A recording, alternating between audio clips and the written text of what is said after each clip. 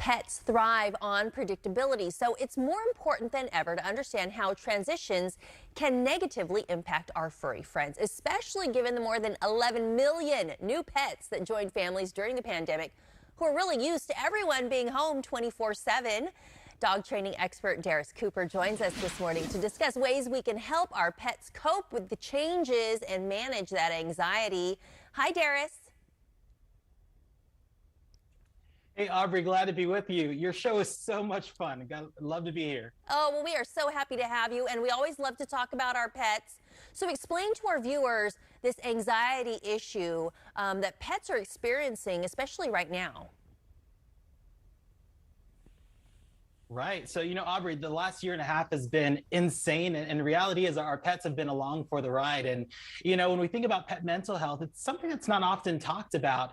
And so when we think about our daily routines as they change, as some of us are going back to the office, it could dramatically impact our pet's behavior. So, of course, pet mental health is so important right now. And when we think about social anxiety, separation anxiety with people, with pets, it's real as well. So when we think about separation anxiety, it really is a dog that is hyper attached to their pet parent, and they really don't have the ability or the know-how to self-settle and calm themselves when they're stressed. And same goes for social anxiety, going out into the new world when they haven't really been there yet. Totally understandable. I don't have any dogs of my own at home, but my sister has dogs, and a lot of friends and other family members have dogs, and I'm seeing this. I'm seeing these behaviors. Talk about the potential causes and other indicators of separation or social anxiety. Right. So, first off, pets and all animals, they're extremely adaptable, but they really do thrive with structure and routine. And of course, when you think about separation anxiety, it can be genetic, but in many cases, it's triggered from a major life event. So if you think a death in the family, a move, or in some cases, like I said, going back to the office, that can be a shock to a system for any small animal or large animal that for that matter. And of course, it's going to be really important that, again, we are very careful and systematic when we think about our training solutions to, of course, make sure that they're comfortable within their own skin when we're home and, when we're not home. So when pet parents maybe see some of these signs of anxiety creeping in and affecting their pets, what the first thing that they can do? Right. So, of course, I am a trainer and behavioral expert, but I am always going to advocate for veterinary care. So the very first call that every pet parent should make, it should be their veterinarian for the reasons that we want to make sure that there aren't any underlying health issues that might be impacting the behaviors that you're actually seeing with your pets. And then from there, you can put together a game plan in partnership with the trainer to really identify exactly what's going to be the right move for your individual pet. One thing I will say, separation anxiety and just anxiety as a whole, it's a very complex issue.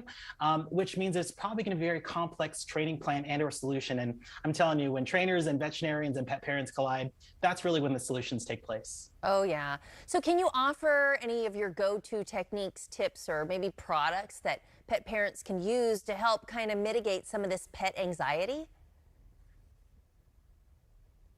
Yeah, absolutely. So, I'm really big on proactivity. So if time is on your side and you know that you're transitioning back to work in a month or so, utilize this time right now to start beginning that exposure and separation anxiety training. So for example, I'm really big on what I like to call mock departures. So, when I sit on the couch with my dog at my side, I might go up and walk over to the door and touch the doorknob or pick up my car keys and then turn around and head back to the couch. Now, what this actually does, it helps to slowly desensitize the dog to that big moment when I actually do have to leave the house. And kind of the same thing goes for, social anxiety when we're slowly exposing our dogs to the greater outdoors and simply going into the car in the driveway, sitting there with the dog at your side, creating positive experiences and not even going anywhere. Those are really helpful tips to really kind of transition dogs back to our new normal. And how important is that routine and structure? Because I know with kids, sometimes you give in, and then pets, when they give you those puppy dog eyes, it can be like, oh, okay. But, is that really setting yourself up? Yeah, it's funny. You said puppy dog eyes. I look to my right, and my dog just looking at me like, Dad, are you done yet? So, at the end of the day, routines are so very important. And, again, that's where a trainer can really help to build on these routines with you at your side. They can help you to identify the behaviors that you're seeing. And the great thing about Petco, we have some awesome classes specifically that provide you with at-home, take-home activities that are really easy to implement and plug into your daily life. All right, Darius, this is all good advice. And we appreciate you this morning. For more pet tips, you can visit petco.com/mental health.